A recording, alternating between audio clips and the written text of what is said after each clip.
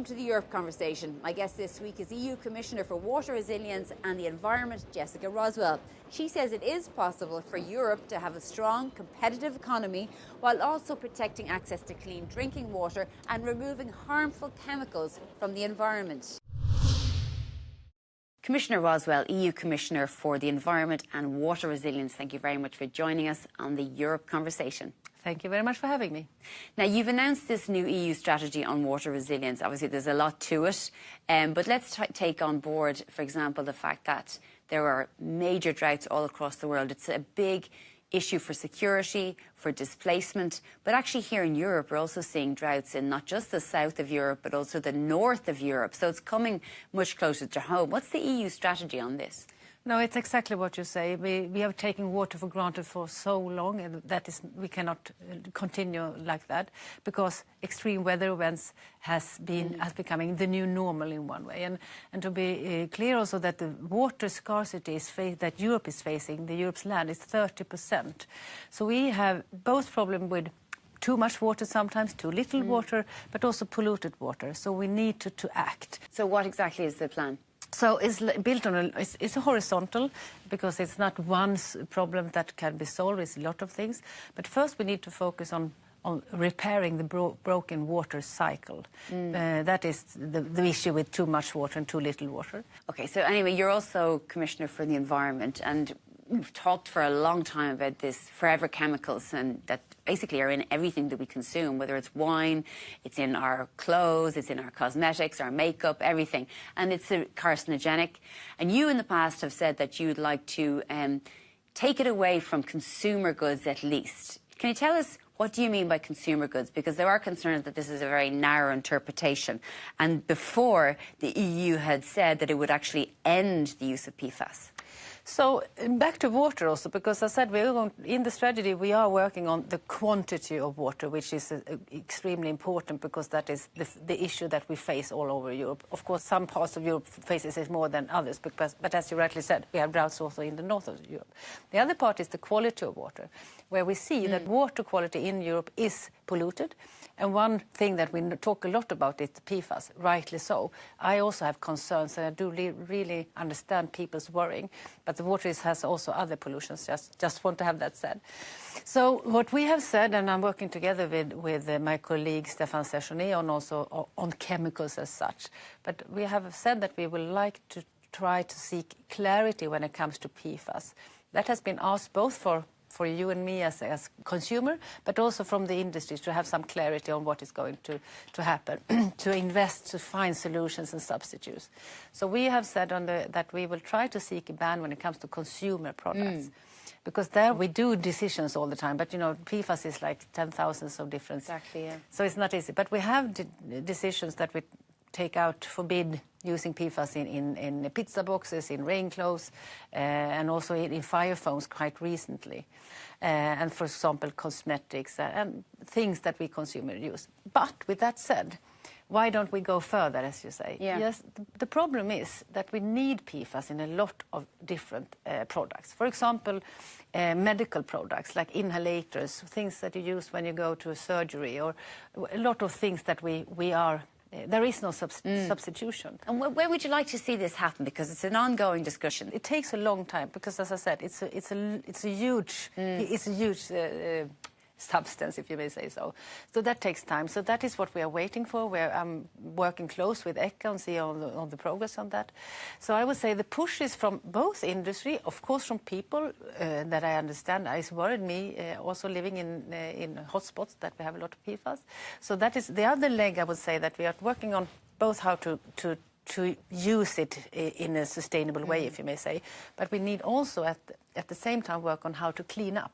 Yeah. Would you be hopeful, though, that there'll be much less use of PFAS? I mean, like, you take it away from as many products as possible. Is that the aim? That's the aim, absolutely. And also when we need to use it, also that it's used in a very safe way. There's also concerns about the plan to overhaul REACH, which is the EU's regulation when it comes to other harmful chemicals as well. I mean, a lot of the environmental groups will say that the EU is really trying to move away from the well-agreed science in order to support industry, to allow, I suppose, the use of many more chemicals. Can you tell us what your plan is for the overhaul of REACH? When we see the chemical industry, which is an important industry for all other industries, the industry, they sometimes say, and that is true because other industries need the products, and we need an industry here in Europe that is important for all of us. And of course, the chemical industry faces the challenges that all industries in Europe faces with high energy costs and regulation that is burdensome. So that is what we were looking for also. How can we also protect that we have this important industry. So that in one thing is also to look in the challenges that the industry have. Of course, we're also looking into the REACH is one thing that is put forward, and that is a good legislation, 20 years old. Actually, a Swedish commissioner, Margot Wallström, who put it in place. But is the priority public safety over sort of industry? You know, because this is a real concern that a lot of the environmental groups would have. And also, it comes within the context of, you know, competitiveness and moving away from the Green Deal.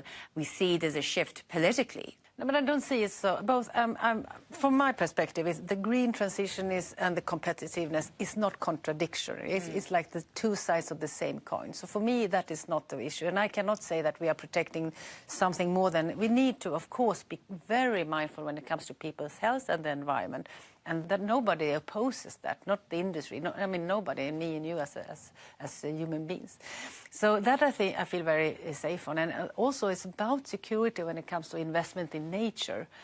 Back to water maybe, because water is an asset, a resource that we need when it comes to food production. That is about preparedness and security. But it's also for having the energy production. It's about transport. So, I mean, for me, focusing and investing in water is investing in nature. So I don't see the contradiction. It's just that, you mean, you're from the European People's Party, the same party as President of the European Commission, as Manfred Weber and so on, voting down the nature restoration law, watering down legislation on pesticides. These are all the things that we've seen over the past couple of years that people would say, right, is the Commission prioritising health and safety of our land, you know, when we're going through a biodiversity crisis, or is it industry and farmers? Yeah, but I don't see the contradiction. That's what has happened, though. But I mean, they literally did vote against the nature restoration law and have watered down legislation on pesticides. So what I'm focusing on, and my mission letter and the guidance from the President, is that we need to focus on these things. And when it comes to investment in nature, it's crucial both for security, as I said, but also for industry and focusing on that. And the nature restoration is now coming into force. I have a good dialogue with a lot of member states on how to reach those. Support keeping it, or did you want to? I was in another position at that time. I mean, personally, I guess. Yeah, but that and the argument, I was in the Swedish government, and Sweden voted no, yes.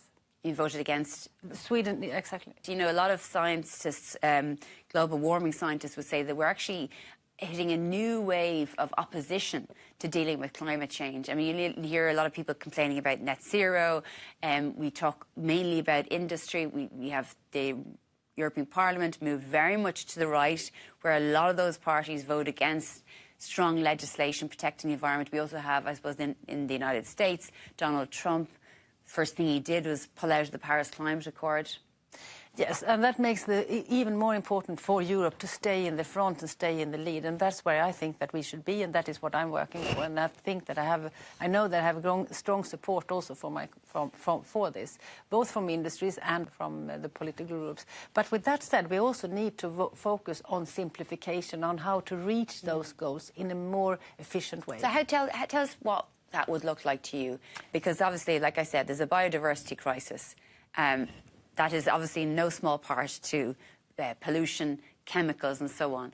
But all we hear about is really, you know, helping farmers and industry and competitiveness. So how do they meet? Exactly. I met with a lot of farmers last week, and we discussed, because if we don't have nature, we don't have farming, and the opposite of course also. So I would say that we work on the same goal. For when it comes to simplification, for me it's very it's about reporting, for example, and I know that we are focusing on how can we make it easier for a farmer to report less. And how is that? Because we can use the same data, for example, something that has been reported to a member state, that we can use the same data. That is one thing. And maybe less data points to measure. There are concrete things that we actually do at the moment to keep the high environmental standards and goals, but at the same time lessen the burden. The other thing, of course, is also to keep the level playing field within the European Union, to also protect our industries and farmers from that we have so high environmental and climate change standards. That is also an important thing. So it's a lot of things that we are doing, but I think that we need also to be more streamlined and easier when it comes to reporting. I think that is key. Do you think that's going to be possible now? Are you confident that we will be able to tackle the collapse in biodiversity, a proper overhaul of REACH, which protects public safety and science and the planet, and at the same time satisfy the farmers and the industry and the economy of Europe?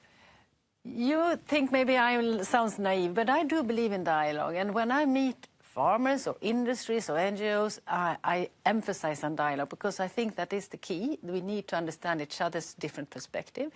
And also I meet a lot of industries that also talk about the dependence that they have on nature. I have this figure from ECB that 74% of the industry that have corporate loan within the Eurozone are dependent on at least one eco-scheme system. So that means that industry also needs to invest in nature, because they are, and water is the obvious nature resource, if you may say so. And that is biodiversity also. So that is also why I'm working on nature credit, that could be an added value when it comes to put money when it comes to nature, put nature on the balance sheet, so to say. So I would still argue that this is something that we need to do, and we know that we want to do it, but we need to be smarter when we do it.